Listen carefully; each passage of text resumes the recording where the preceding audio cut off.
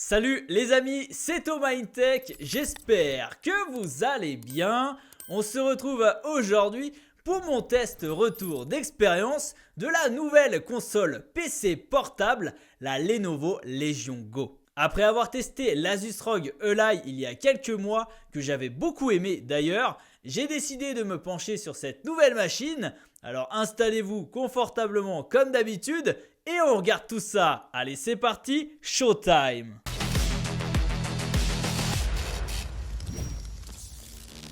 Tout d'abord, la Lenovo Legion Go, c'est un PC gamer dans un format console. On a une machine avec des caractéristiques impressionnantes. Il y a un processeur AMD Ryzen Z1 Extreme avec 8 cœurs, dont 12 unités de calcul RDNA 3, 16 Go de RAM et un SSD de 512 Go. Il est d'ailleurs extensible avec une carte microSD jusqu'à 2 Tera. L'écran est lui incroyable et immense avec ses 8,8 pouces pour une résolution QHD+ de 2560 par 1600 pixels, cadencée à 144 Hz et deux haut-parleurs de 2 watts. Et elle s'inspire du meilleur de la Nintendo Switch avec des manettes True Strike qui sont détachables. Enfin, elle tourne sous Windows et vous pouvez accéder à toutes les plateformes de jeux comme Steam, le Xbox Game Pass et j'en passe des meilleurs. Donc un produit plutôt complet sur le papier. Au niveau du design, la Lenovo Legion Go est assez impressionnante. Déjà par sa taille, elle fait tout de même 30 cm de long sur 13 cm de large et le poids atteint lui 850 grammes. Une belle bête. L'ensemble est plutôt bien réalisé, on sent que le produit il est vraiment de bonne qualité et ça semble solide et durable dans le temps. Si on regarde les boutons, et il y en a beaucoup ici, déjà à l'avant on retrouve des choses assez similaires aux PC console de ce type. Le seul bémol j'ai trouvé, c'est au niveau du trackpad qui n'était pas vraiment pratique.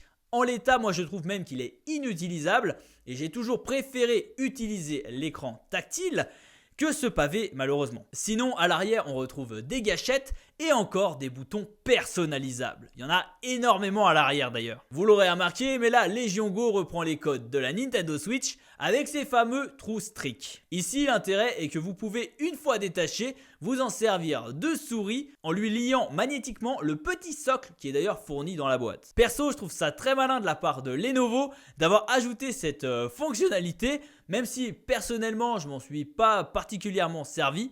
Quand je joue en mode PC j'ai toujours privilégié ma souris et mon clavier, mais c'est quand même très intéressant d'avoir ajouté cette fonctionnalité. Autre ressemblance avec la Nintendo Switch, c'est la petite béquille qui est située à l'arrière de la console qui vous permet de la poser sur une table et donc de jouer sur une table. Donc c'est vraiment très bien vu là aussi, contrairement aux concurrents qui ne le proposent pas. Concernant son écran, j'ai été bluffé, il est tout simplement magique, 8,8 pouces, c'est tout simplement énorme. La résolution est aussi très bonne avec son QHD+, il peut monter jusqu'à 144 Hz et il est très lumineux. Lenovo a même ajouté deux autres définitions, le 1280 par 800 et le 1920 par 1200 pixels. Vous pouvez régler en fonction de vos envies et surtout de vos jeux. C'est vraiment un plaisir de jouer là-dessus.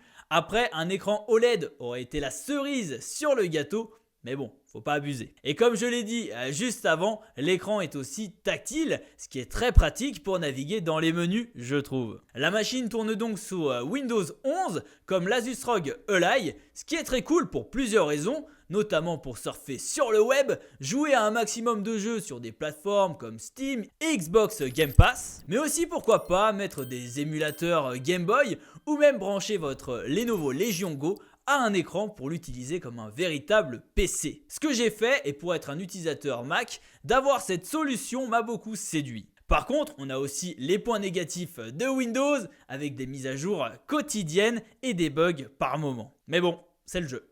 Lenovo propose aussi un espace pour retrouver donc tous ces jeux. On a notamment un bouton qui est disponible sur la face avant de la console. Mais une fois dans cette interface, malheureusement, on est très loin de l'expérience proposée par l'Asus ROG Ally. Là, c'est un petit peu le bazar. Mais bon, c'est une première version, donc j'imagine tout de même que Lenovo va travailler dessus pour nous proposer une V2 beaucoup plus aboutie. Maintenant, concernant mon expérience de jeu, je dois dire qu'elle a été très bonne dans l'ensemble. J'ai pu installer des gros jeux comme Cyberpunk, Forza ou encore le dernier Baldur's Gate. Il fonctionne parfaitement et j'ai été bluffé par la qualité. De plus, la console est relativement silencieuse, même en mode performance. Ils ont vraiment bien bossé sur le système de refroidissement, c'est super appréciable. La console ne fait pas de bruit et surtout elle n'est pas chaude, donc c'est vraiment hyper agréable à utiliser. N'ayant pas de PC gamer, j'ai pu l'utiliser comme tel et en la branchant à mon écran gamer, c'est super pratique. Par contre, elle n'est pas parfaite et notamment ces quelques points me chiffonnent un petit peu. Le premier, c'est tout d'abord donc l'autonomie. Malheureusement, elle ne tient pas plus d'1h30, 1h45 sur des gros jeux AAA et c'est quand même bien dommage. Alors pour le coup, moi je joue essentiellement à des gros jeux et là donc j'étais assez limité finalement dans mon temps de jeu. Ensuite, son poids est quand même un problème. 854 grammes, c'est beaucoup trop. Pour comparer, une Switch c'est 400 grammes. Et notamment quand vous jouez un petit peu, notamment moi sur des sessions d'1h30 de jeu, eh bien je commençais à avoir des petites gênes. Et pourtant moi je jouais vraiment dans mon lit le soir le plus souvent. Donc j'étais posé dans mon lit, mais j'avais quand même des douleurs au bout de grosses sessions dans les poignets notamment. Ensuite, il y a beaucoup de boutons et même je pense qu'il y a beaucoup trop de boutons.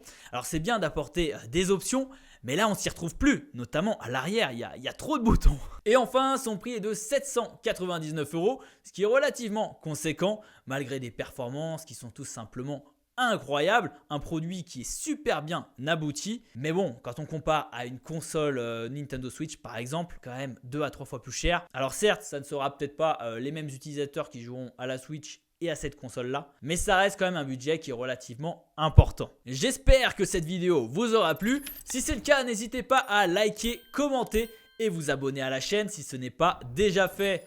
Et on se retrouve très vite pour de nouvelles vidéos. Prenez soin de vous et à la prochaine. Allez, salut!